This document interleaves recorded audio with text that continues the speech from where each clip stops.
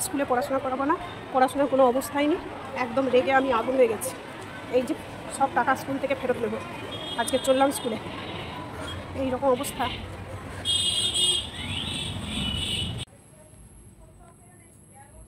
ছশো টাকা কেজি, 600 টাকা কেজি, 600 টাকা কেজি।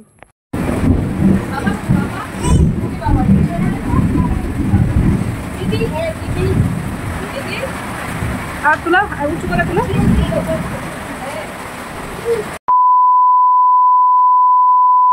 মর্নিং বন্ধুরা, কেমন আছো সবাই? সবাই ভালো আছো এই আশা নিয়ে আরও একটি সুন্দর দিন শুরু করে দিলাম।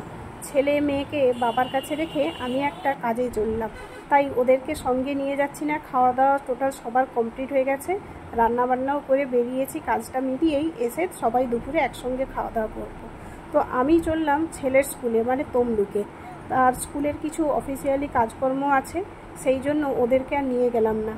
কারণ এখনই রোদ হচ্ছে, এখনই বৃষ্টি হচ্ছে, আর বাবা যখন বাড়িতে আছে আধ ঘন্টার মধ্যেই যখন ফিরে আসবো, শুধু টেনে টেনে নিয়ে গেলে তো ওদেরও অসুবিধা হবে, আমারও অসুবিধা হবে।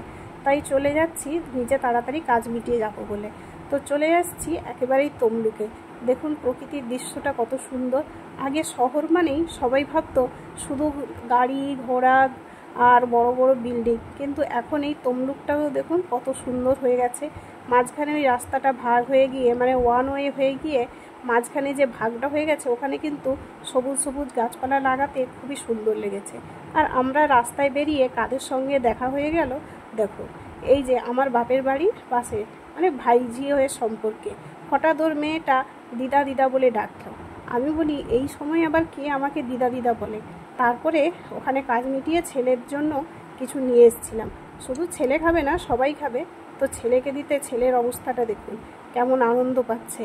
আর কি আছে না আছে সবটাই আপনাদের সঙ্গে শেয়ার করব। তো চলো আর এর মধ্যে কি আছে দেখাচ্ছি। এই দেখুন,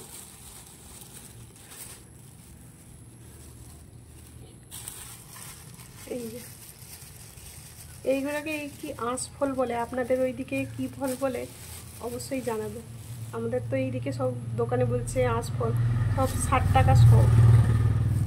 এই 200 নেওয়া হয়েছে অল্প করে, কারণ এত কম দামি ফল 200-র বেশি আর কেনা সম্ভব না। 200তেই তো এইটুকু হয়েছে, ব্যাক ক্যামেরাতে দেখাচ্ছি, এইটুকু হয়েছে 200।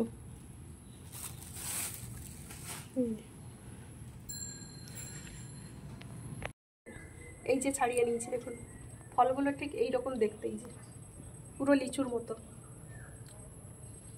ছেলেও ছাড়িয়ে নিয়েছে। এবারে খাই, দেখুন একদম লিচুর মতোই মিষ্টি। কারণ বীজগুলো এইরকম গোল, লিচুর বীজের মতো নয়, কিন্তু এই যে বাইরে খোলসটা কিন্তু, শাঁসটা কিন্তু লিচুর মতো।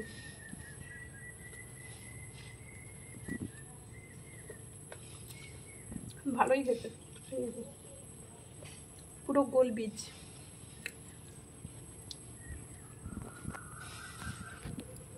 আমরা তাহলে খাওয়া দাওয়া করি।